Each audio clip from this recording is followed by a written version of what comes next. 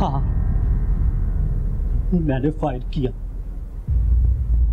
और क्या करता, मेरी मजबूरी थी। मेरे वालिद अस्पताल में थे और वो रकम मुझे उनके ऑपरेशन के लिए जमा करानी थी। अगर वो रकम मैं उन्हें दे देता तो अब्बा का ऑपरेशन कैसे करवाता। मैं समझ सकता हूँ। अच्छा, आप ये वाकया मुझे तफसील से बता सकते हैं? 4 बज रहे थे, मेरे पास 1.5 लाख रुपए पड़े हुए थे और मजीद 50,000 मैं ATM से निकलवा कर गाड़ी में बैठा। 2 मोटरसाइकिलों ने मेरा रास्ता रोका। वो 3 लोग थे और तीनों के चेहरे ढके हुए थे। उन्होंने पिस्टल ऐसे पकड़ी हुई थी जैसे वो अनाड़ी लोग हों। मुझे खतरा था कि शायद वो उन लोगों की गलती से मेरी जान ना चली जाए। मेरे पास लाइसेंस वाली पिस्टल थी और मैंने गोली चला दी और गोली उसके सीने में लगी। मुझे यही था कि शायद वो मर गया होगा। अच्छा, आपके साथ ये जहाँ वाकया हुआ है उससे कुछ किलोमीटर के फासले पे एक लड़के की लाश मिली है। देखें आप, शायद इसके कपड़ों से पहचान सकें।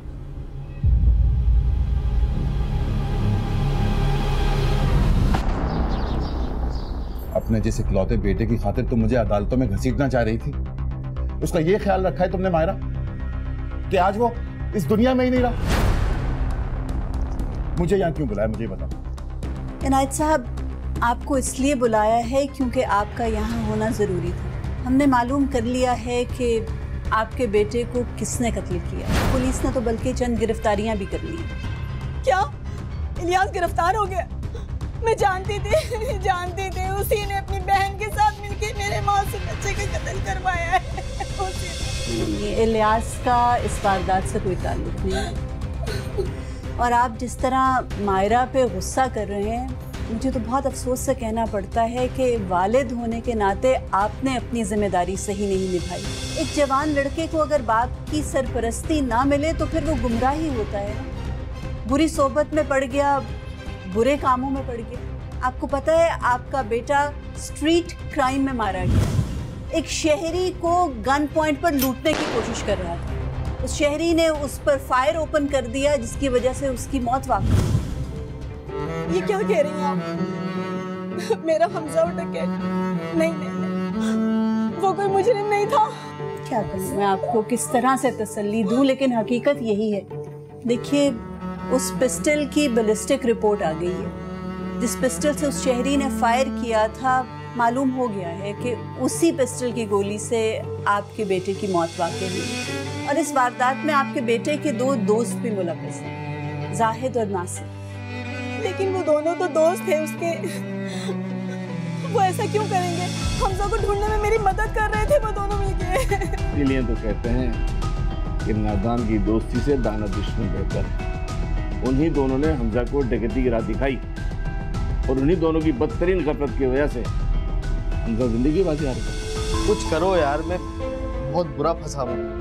तुम्हें पता है नीलम के लिए रिंग खरीदनी है और अगर नहीं खरीदी तो मुझे हमेशा हमेशा के लिए छोड़ के चली जाएगी और वो ऐसा उसे ले उड़ेगा। यार हम भी तेरी तरह स्टूडेंट हैं और 5-10 हज़ार की बात होती ना तो फिर कुछ कर भी लेते हम लोग। सही है। ये इतने सारे पैसे कहाँ से लाएं यार? एक काम क्यों नहीं करते, तुम दोनों अपनी बाइक बेच दो, अच्छे खासे पैसे आ जाएंगे। पागल हो गई क्या? घर वाले मार मार कर पूरा हाल कर देंगे और घर से भी निकाल देंगे हम लोग। कोई और बात कर, एक काम करते हैं ना यार, डकैती मार लेते हैं। क्यों? तेरा मसला भी हल हो जाएगा और हमारा एडवेंचर भी हो जाएगा। पागल हो गए, मारे जाएंगे। अरे इसमें कौन सी बड़ी बात है?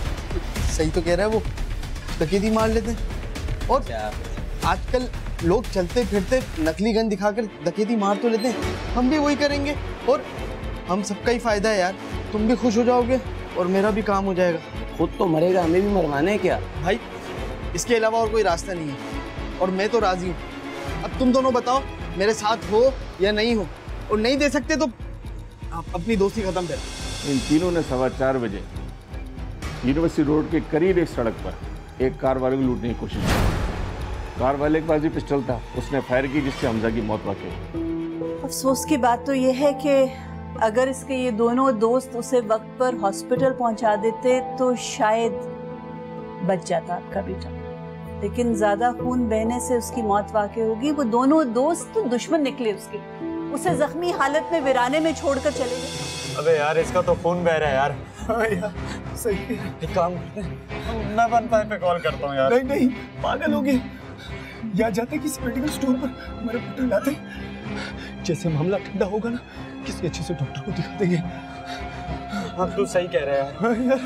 अबे हमें क्या मालूम था यार, सही कह रहा है यार। नकली गन लेकर आए थे, उसके पास असली गन मौजूद थी और उसने फायर कर दिया यार। हमसे हिम्मत से काम ले, सब तुझे कुछ नहीं होगा, कुछ नहीं होगा। सही है, छोड़ के मत जाना प्लीज यार। जाहिद चलते यहीं रुक, हम लोग आते हैं, हम दवाई लेके आते हैं। हौसला रख, हम दवाई लाते, हिम्मत कर, हमारे हम आते हैं, तू फिक्र नहीं कर। हम यूं गए यूं आए।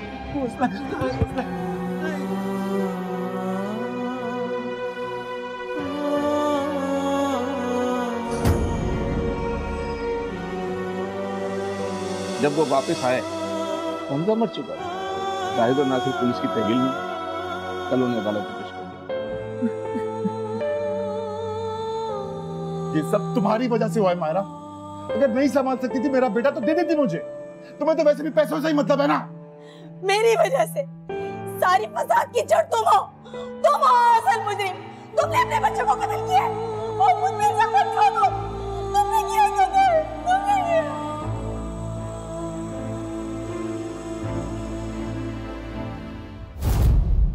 अगर आप भी कोर्ट नंबर 5 में कोई केस पेश करना चाहते हैं तो हमें ईमेल करें court5@sama.tv।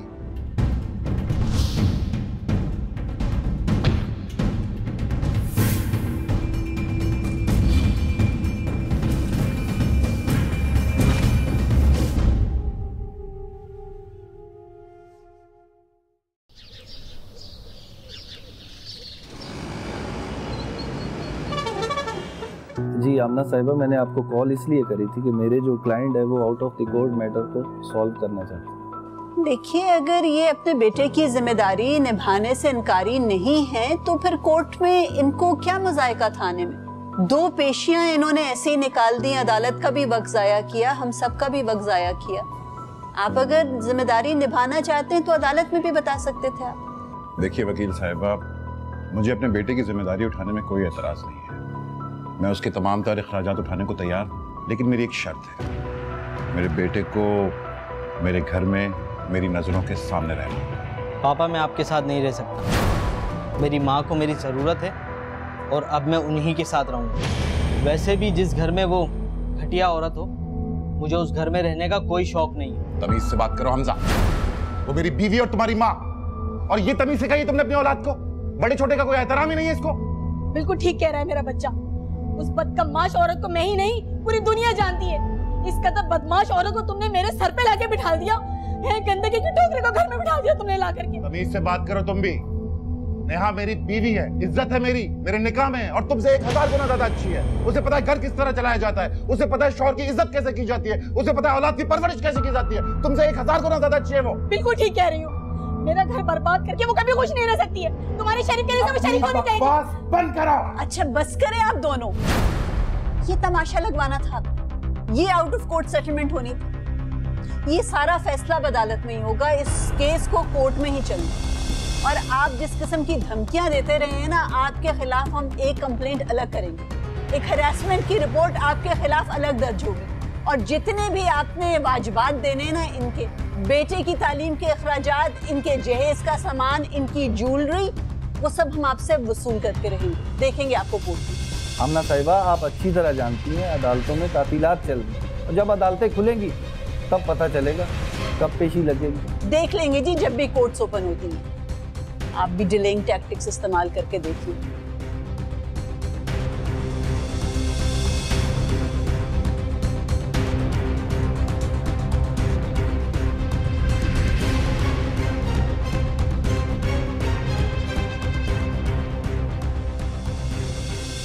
बेफिक्र हो जाए, मैं हमेशा आपके साथ रहूंगा, कभी आपका साथ नहीं छोड़ूंगा।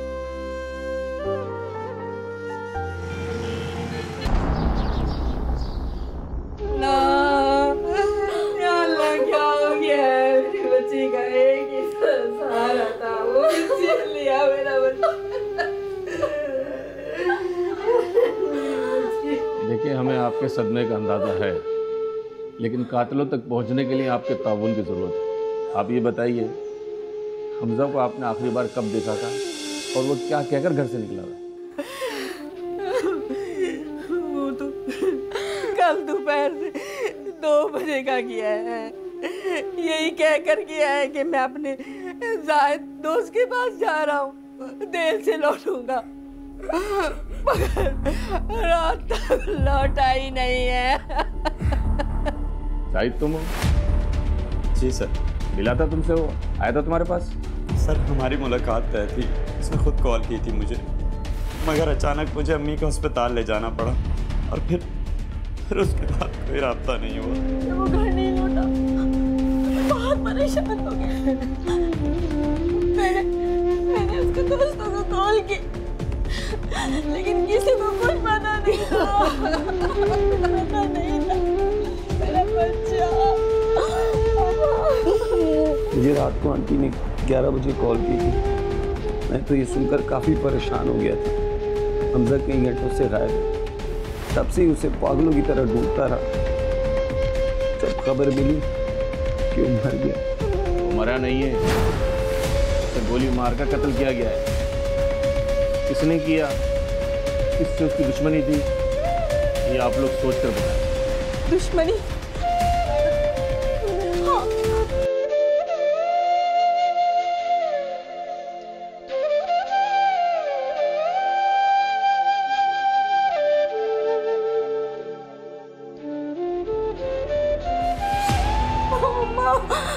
इत्तला के मुताबिक कत्ल 4 और 5 के दरमियान में हुआ है। मालूम करो इलियास उस वक्त कहाँ था? सर हो सकता है ये शुजा ने किया हो और शायद इसमें एहसन का हाथ हो। सर उन दोनों ने सबके सामने उसे जान से मारने की धमकियां दी थी। शुजा और एहसन कौन है?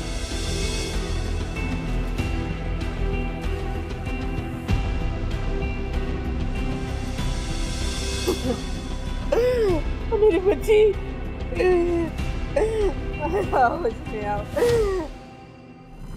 हाँ कल मिलेंगे पक्का। हाँ बाबा। अच्छा मैं बाद में कॉल करती हूँ। अल्लाह हाफिज़। क्या हुआ, मुंह क्यों लटका हुआ है आपका? इनायत? मार दिया उसने मेरे बच्चे, हमजा को मार दिया। क्यों? क्या? किसको मार दिया, कब मार दिया, क्या कह रहे हैं आप? मायरा ने कहा कि तुम्हारे भाई इलियास ने मेरे बच्चे हमजा की जान ले ली। अरे ऐसा नहीं हो सकता, वो झूठ बोल रही है पागल औरत। मेरा भाई ऐसा नहीं कर सकता। क्यों नहीं कर सकता? जो शख्स एक दफा कत्ल कर सकता है वो दूसरी दफा भी कर सकता है। मेरे बच्चे की जान ले ली तुम्हारे भाई ने। अरे नहीं, आपको गलत फहमी हो रही है। मेरे भाई ने तो कभी चुंटी तक नहीं मारी है। वो एक इंसान को कैसे कत्ल कर सकता है? आपको भरोसा क्यों नहीं है मेरी बात पे? मेरी बात का भरोसा करें, ऐसा नहीं हो सकता। मेरा भाई ऐसा नहीं कर सकता। आप बैठे, अब यहाँ बैठिए, बैठिए। मैं पानी लेकर आती हूँ, बैठिए।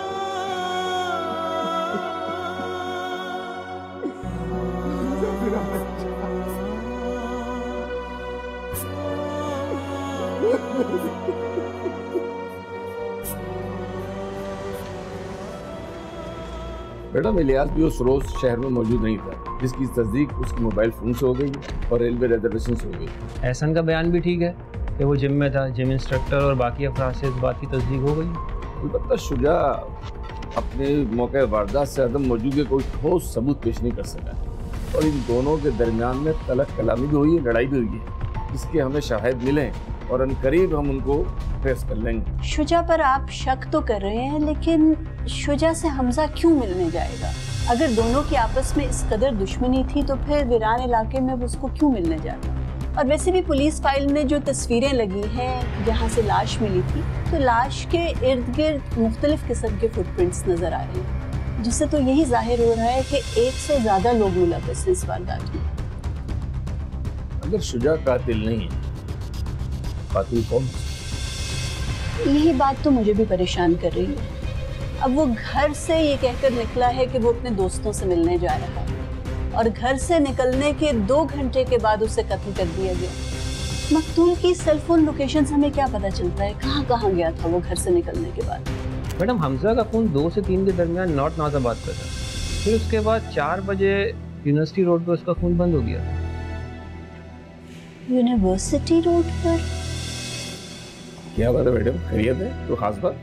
इंस्पेक्टर साहब, मैं ये सोच रही हूँ कि ये टाइम और लोकेशन बहुत अहमियत की हामिल है, क्योंकि अगर आप पिछले दिनों की सोशल मीडिया की खबरें देखें तो एक वीडियो बहुत वायरल हुई है।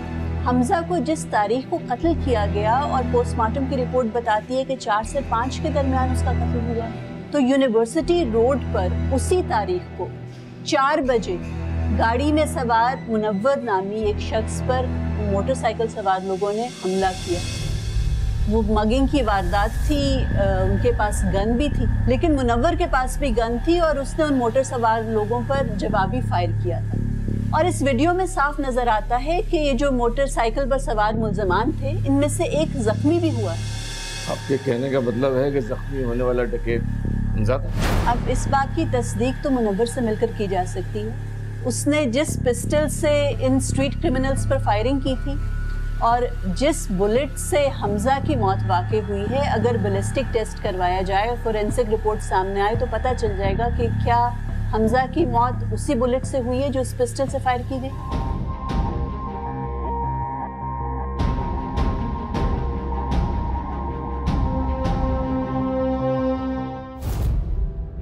ताज़ीरात पाकिस्तान की दफ़ा 364 के तहत अगर कोई शख्स किसी ऐसे फ़र्द को अगवा करता है जिसे कत्ल करना मकसूद हो या उसे अगवा करके ऐसे हालात में रखा जाए जहां अगवा होने वाले फ़र्द की जान को शदीद ख़तरा हो, तो इस शख्स को जुर्माने के साथ साथ 10 साल तक कैद बामुशक्कत की सज़ा हो सकती है।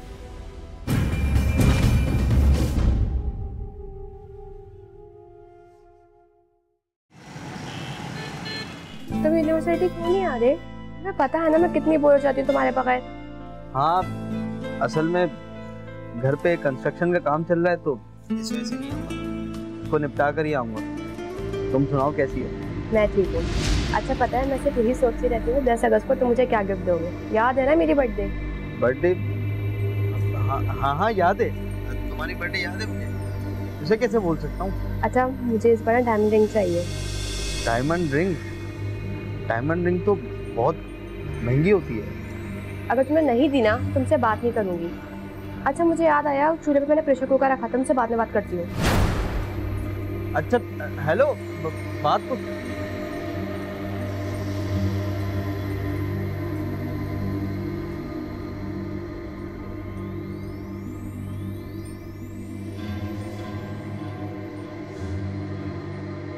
डायमंड रिंग कहाँ से लाऊं? इस खबीस को सबक सिखाना पड़ेगा। बुलवाता हूँ उसको, मैसेज कर वो हाल करूंगा तो उसकी 7 पुश्ते याद करेंगे।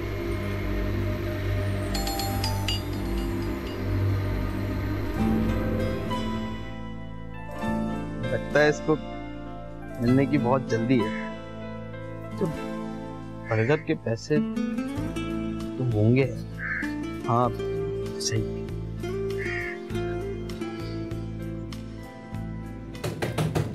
अरे कौन है? ऐसा लग रहा है कि दरवाजा ही तोड़ देंगे। पीछे हटा। क्यों आए हो तुम यहाँ पर? है क्यों आए हो बोलो? ये रोकोगी तुम? कहाँ है वो? बुलाओ उसको, देता हूँ मैं उसको हिस्सा। कौन है तुम? ये कैसी गुंडागर्दी है? ये शरीफों का मामला है, निकलो बाहर। बाबा इस बुढ़िया को अंदर भेजो, मुझे बुढ़े लोगों पे हाथ उठाते हुए अच्छा ही लगता। चल अंदर। दफा हो जाओ यहाँ से। उस घर से मैं निकाल के तुम्हें सुकून नहीं मिला जब तुम इस घर में आ गए हो। निकलो यहाँ से। अरे मैं आऊंगा, जब जब मेरी बहन की जिंदगी में मुदाखलत होगी मैं आऊंगा। और इसने हमजा ने नोटिस भेजा है, बुलाओ उसको बाहर। मासूम, इस मामले से दूर रहे तो अच्छा है। ये हमजा और इनायत का मामला, समझा ना? चल निकल यहाँ से अब। हमजा और इनायत का मामला था मगर अब नहीं है। अब मामला मेरी बहन का है, क्योंकि इनायत के पास जितनी दौलत है उस पे पूरा हक मेरी बहन का है और मेरा भी है। अगर किसी ने उधर हाथ डालने की या आंखें निकालने की कोशिश की तो खुदा की कसम मैं उसकी आंखें तोड़ दूंगा, फोड़ दूंगा। अरे जा, आया बड़ा धमकी दे रहा है मुझे। चल निकल, चल आया बड़ा। अबे मैं धमकी नहीं देता, सीधा ऊपर पहुंचा देता हूँ, समझ में आई? अरे जा यहाँ से, निकल, दफा हो, दफा, जाओ यहाँ से, दफा हो, निकलो यहाँ से। और यार आखिरी बार बोल के जा रहा हूँ, उसको बोल दो नोटिस वापसी ले ले, वरना यहीं आके ठोकूंगा तुम दोनों के सामने, समझी? निकला, धमकी दे रहे।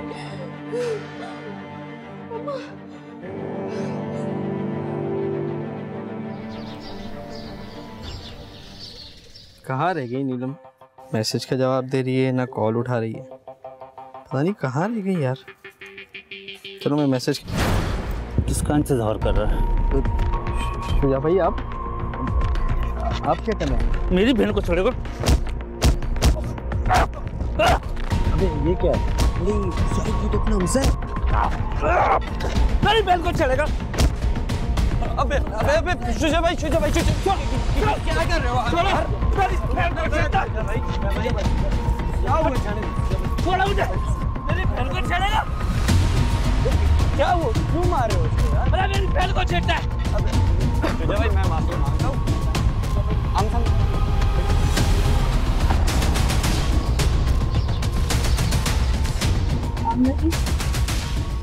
दो पेशेंट गुजर गई हैं, लेकिन अभी तक ये मामला हल नहीं हो रहा।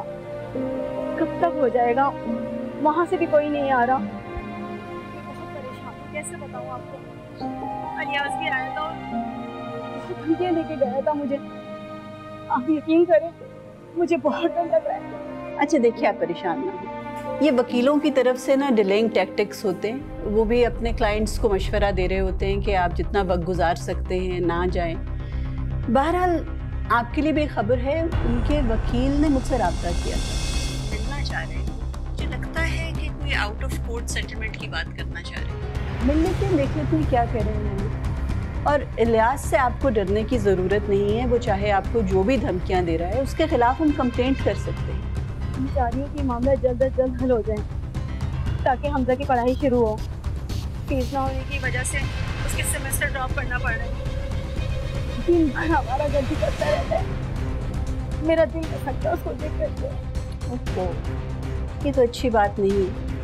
देखिए, आप किसी तरीके से उसको दोबारा से पढ़ने की तरफ राग़िब करें। अगर कोई आपको लोन चाहिए उसके अखराजात पूरे करने के लिए, तो उसके बारे में भी बात की जा सकती है। और जितने भी खर्चे आ रहे हैं उसकी तालीम पर, आप उसका हिसाब और लिस्ट बना के रखिए, क्योंकि अदालत के ज़रिए हम इनायत से ये तमाम पैसे रीइंबर्स करवाएंगे।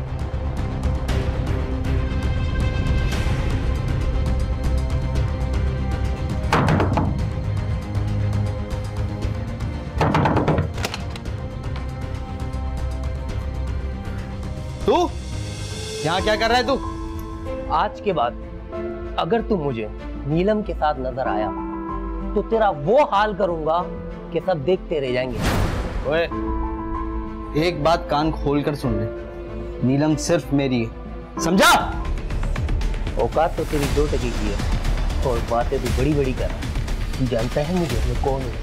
2 मिनट के अंदर तुझे महल्ले में जलील करवाऊंगा और इतनी पिटाई करवाऊंगा तेरी कि दोबारा तू उसके आसपास भी नहीं दिखेगा। समझ रहा है ये बात? ओए, ज़बान संभाल के बात कर। तू ऐसे नहीं समझेगा। जब तक तू 2-3 महीने जेल में सड़ेगा नहीं ना, जब तक तेरे इस भेजे में समझ में नहीं आएगी कि मैं कौन हूँ।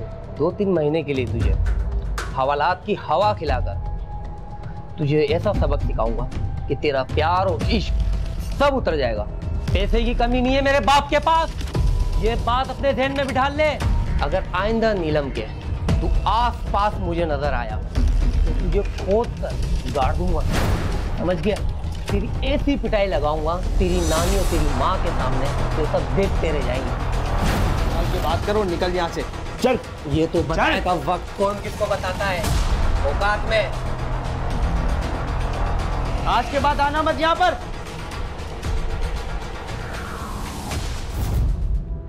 ताज़ीरात पाकिस्तान की दफ़ा 301 के तहत अगर कोई शख्स ये जानते बूझते भी कि उसके इस अमल से किसी की मौत भी वाक़ई हो सकती है, लेकिन उस शख्स के अमल से उसके हदफ के बजाय किसी दूसरे फर्द की मौत वाक़ई हो जाती है तो इस सूरत में भी उसे कत्ले अम्द का मुजरिम करार दिया जाएगा और दफ़ा 302 के तहत उसे सज़ाए मौत या उम्र कैद की सज़ा मिलेगी।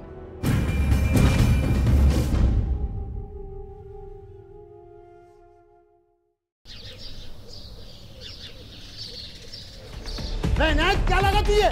मेरी बहन को एक खिलौना है? अबे घूमता फिरता इसके साथ है, शादी के वादे इससे करता है। क्या तू इसको बीच चौराहे में छोड़ना चाहता है क्या?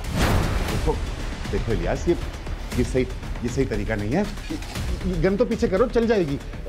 देखो मैंने तुम्हारी बहन से कोई वादा नहीं किया। झूठ बोल रहा है ये आदमी।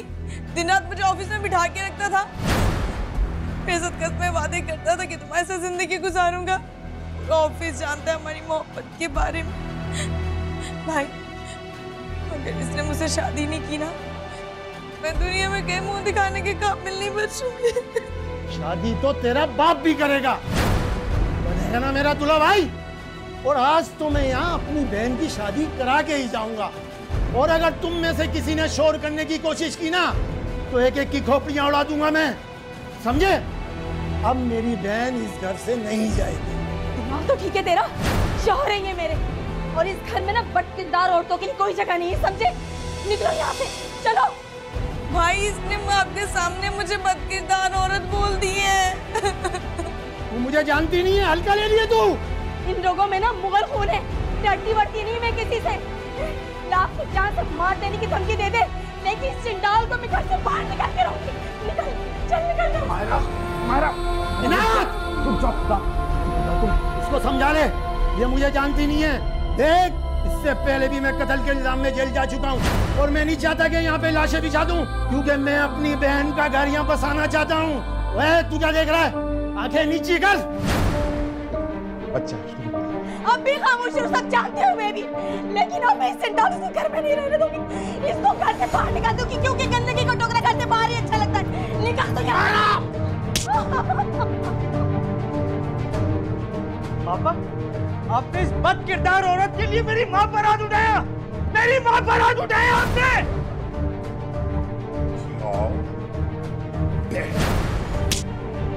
बस बहुत हो गया, बहुत हो गया इनायत।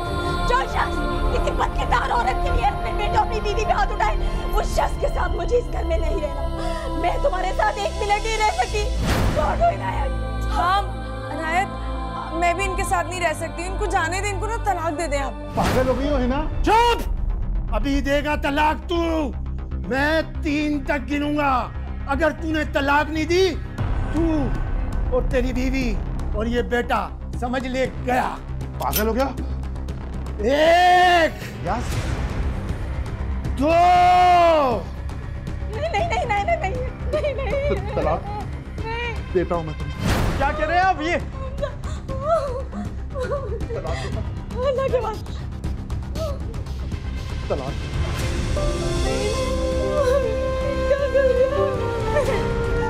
सुकून हो गया तुम्हें? चलो निकलो, निकलो यहाँ से। रास्ता ये रहा। चलो जाएंगी, चलो निकलो, निकलो यहाँ से। चल बे, क्या कर रहा है? पानी देखा क्या कभी तूने?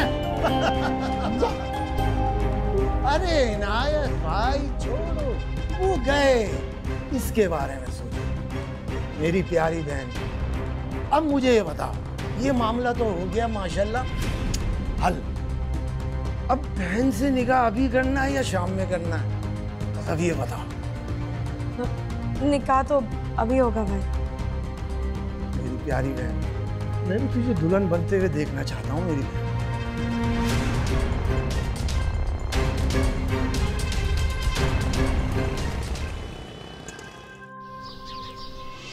बेटा, ये तुमने क्या किया है? अपना घर अपने हाथों से तबाह कर लिया और सब कुछ छोड़ के आ गई। जो चीज़ें आसानी से छूट जाए ना अम्मा, वो अपनी कब होती है। इनायत मुझसे बेवफाई कर रहा है, मैं चुपचाप देख रही थी अम्मा। और दिन अगर मैं खामोश रहती ना, तो गूंगी हो जाती तब की। हाँ नानी, अब हमें उस घर में नहीं रहना, मुझे तो ये सोचकर भी घिन आ रही है कि पापा ने उस औरत के लिए हम पर हाथ उठाया। रह लेंगे हम उनके बगैर? मानती हूँ तुम पर जुल्म हो, मगर तुम लोगों ने भी तो अपनी कश्ती खुद ही जलाई। खेत भी हमें ऐसे गुजारा नहीं होता।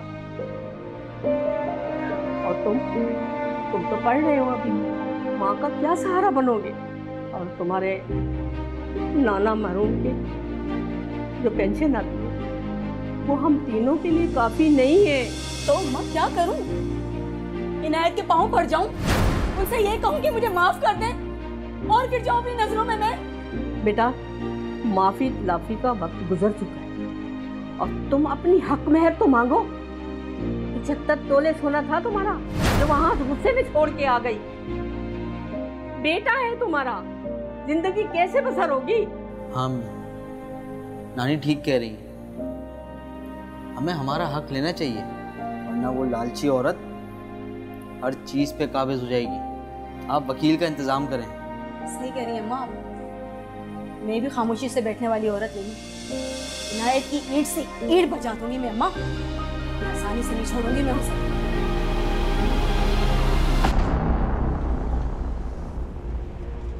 आमना जी, मेरा कोई आमदनी का जरिया नहीं है।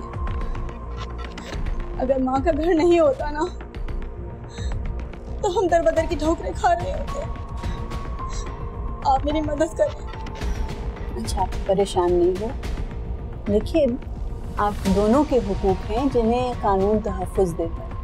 आप मुझे ये बताइए कि वो कौन सी चीज़ें हैं जिन पर आप अपनी मिल्कियत का दावा करना चाह रही हैं? जी, 50,000 हक मेहर था मेरा।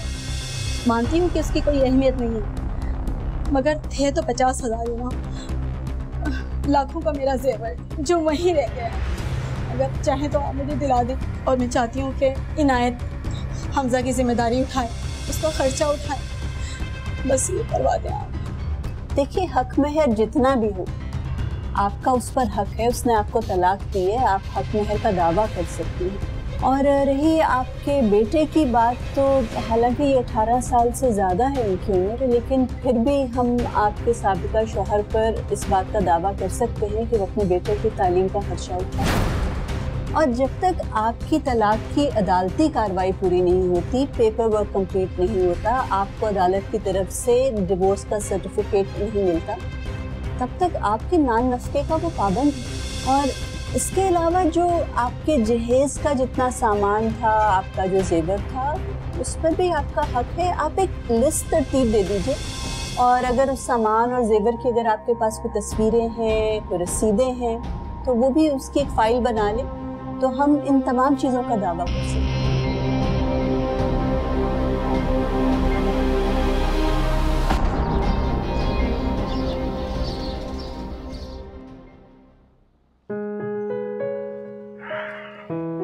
आजा मेरी बहन, देख अभी ये तेरा ही घर है।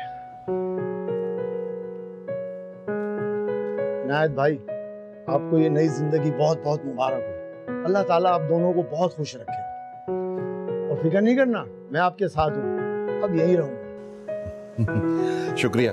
अब ये क्या आ गया? मुझे दिखाएं।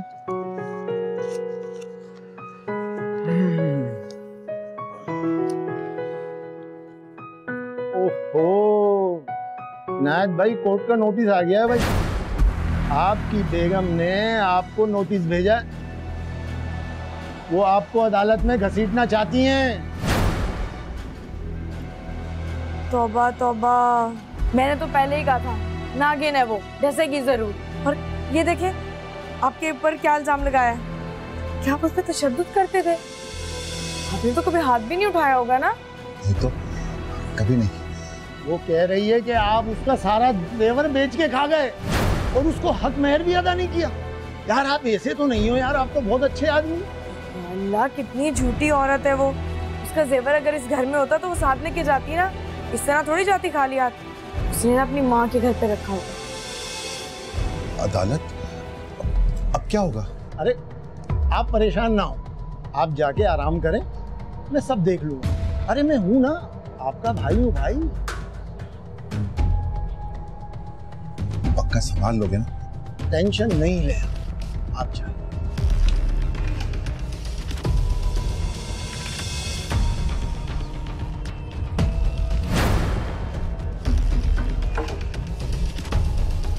इधर सुन लो कान खोल के, ये बेटे के गम में पागल हुआ है। ये सब टेंशन उसको बेटे की हो रही है बस। और हाँ, इसकी दौलत की चाबी ना अगर इसके बेटे के हाथ लग गई तो समझ लो फिर हम कुछ नहीं कर सकते। सबसे पहले इसका एटीएम कार्ड और चेकबुक में अंडर में कर लो। वो सब तो ठीक है, लेकिन इसका हम क्या करेंगे अब? अरे भाई मैं खुद संभाल लूंगा ना, ये मेरा काम है। ऐसी थपकी दूंगा ना इसकी उसको कि वो बिल्कुल ठीक हो जाएगी। ये क्या कर रहे हैं? मुझे भी मारेंगे अब क्या? तुम्हें कौन मारेगा? इधर जैसा मैं कह रहा हूँ वैसा करना। इनायत के साथ रोजाना सुबह ऑफिस जाओगी तुम, घर में नहीं बैठी रहना। और कहाँ जा रहा है कहाँ आ रहा है उस पर नजर रखनी है। ऐसा ना हो कि हमारा किया करा सारा गेम खराब हो जाए। हाँ हाँ, इसके साथ अब मैं रोज ऑफिस जाऊंगी। एक सेकंड के लिए भी इसको अकेला नहीं छोड़ूंगी।